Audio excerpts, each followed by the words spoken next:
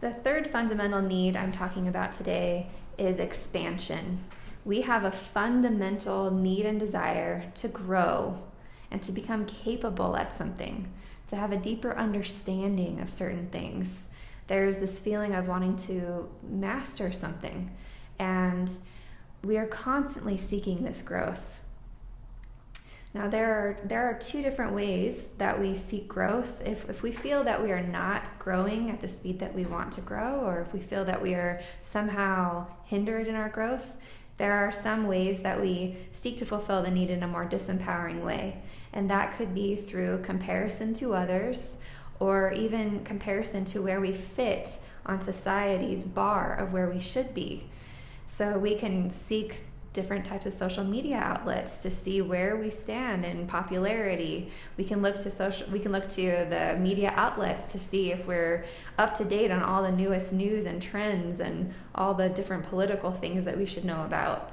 And sometimes we find that we're falling short. We can create an obsessive compulsion to receive more and more information about what the people are doing in our world and what they're talking about and what they're thinking about.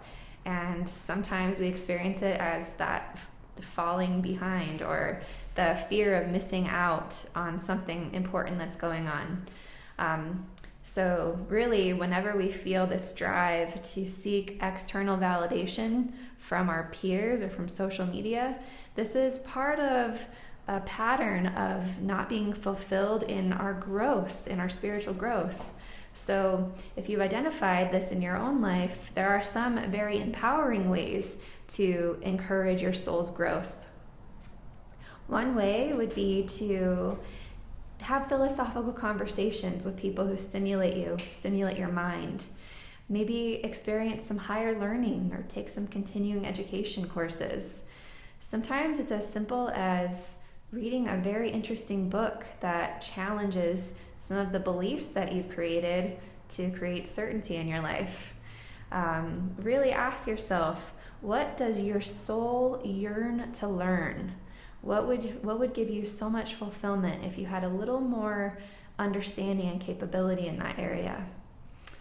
Oftentimes, our beliefs that we created to feel stable have created patterns in our life that repeat over and over and over to create the experiences of our life. So in this part of this fundamental need, we really start to dive into how those beliefs create patterns of behavior and how we've created our current circumstances based on those patterns of behavior. So we have a few questions that will help us to discover those patterns that have tried to teach us how to grow and expand. And maybe this time we can actually dig deep enough in there to learn and grow and expand in a very real way by paying attention to what we've already created.